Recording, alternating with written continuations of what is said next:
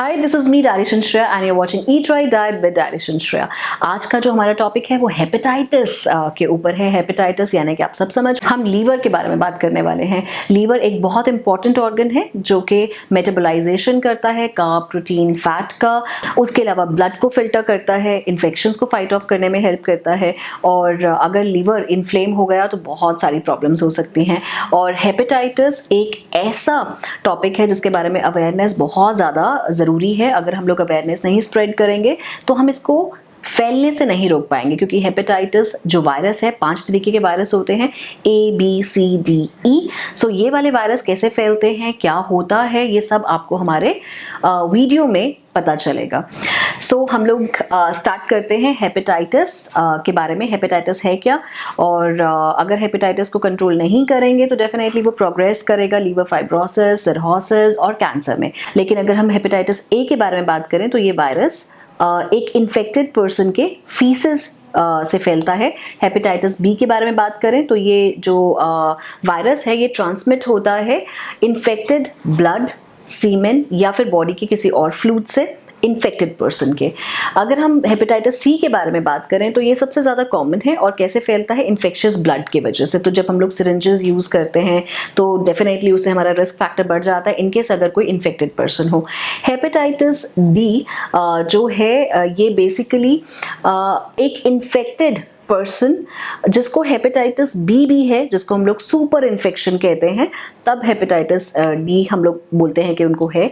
Hepatitis E जो है वो अगर आप कंटेमिनेटेड वाटर या जो फूड है वो अगर आप कंज्यूम करेंगे तो हेपेटाइटिस ई जो है वो फैलता है।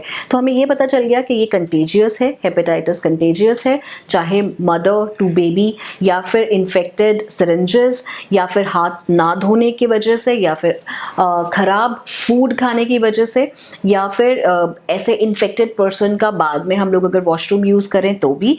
तो आप लोगों को डेफिनेटली हाइजीन को बहुत ज़्यादा फॉलो करना है। और अगर हम इस पेंडेमिक की भी बात करें जहाँ पे हम कोविड-19 के बारे में बात कर रहे हैं, अनफॉर्चुनेटली कोविड-19 की वैक्सीनेशन अभी तक नहीं आ पाई है टिल डेट, लेकिन हेपेटाइटिस भी एक वायरस है और उसकी वैक्सीनेशन है। तो आप कैसे प्रोटेक्ट रह सकते हैं, अपने लीवर को हेल्दी रखें, अपनी वैक्सीनेशन ज़रूर लें और हाइजीन का बहुत अच्छे से ध्यान रखें। और उसके अलावा हम अब बात करते हैं हेपेटाइटिस ए और ई के बारे में। ये जो A and E hepatitis virus है ये कंटामिनेटेड फूड और वाटर की वजह से ज़्यादा फैलता है। सो अगर कोई इन्फेक्टेड पर्सन एक बॉटल से पानी पी रहा है और हम उसके जूठे बॉटल से पानी पिए तो भी फैलता है। अगर खाना अगर हम सेम प्लेट में खाते हैं तो भी वो फैलता है, यानी कि सलाइवा से भी हो गया। तो food and water contaminated definitely आपको इफेक्ट करता है।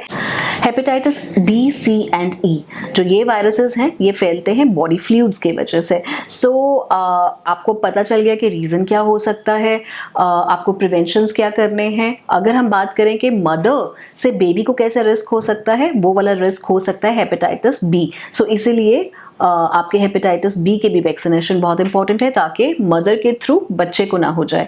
सो अब हम बात करते हैं कि सिम्टम्स क्या आते हैं। सिम्टम्स बहुत ही इजी हैं फाइंड आउट करने। अगर आपको लगता है कि आपको बार बार जॉन्डिस हो रहा है, वॉमिटिंग, एब्डोमिनल पेन, या फिर आपको यूरिन का कलर बहुत ज़्यादा डार्क है, आपको नोजिया है, फैटीग है, या फिर आपको लो ग्रेड फीवर होता है, तो आप समझ जाइए कि जो ये सिम्टम्स हैं आपका कहीं ना कहीं लीवर जो है इन्फेक्टेड है। अब हमने बात की सिम्टम के बारे में, हमें ये भी पता चल गया कि हेपेटाइटिस वायरसेस जो हैं वो कितने टाइप के हैं, 5 टाइप के हैं, सिम्टम्स क्या होते हैं। अब हम बात करते हैं कि आपको डायग्नोज कैसे करवाना चाहिए।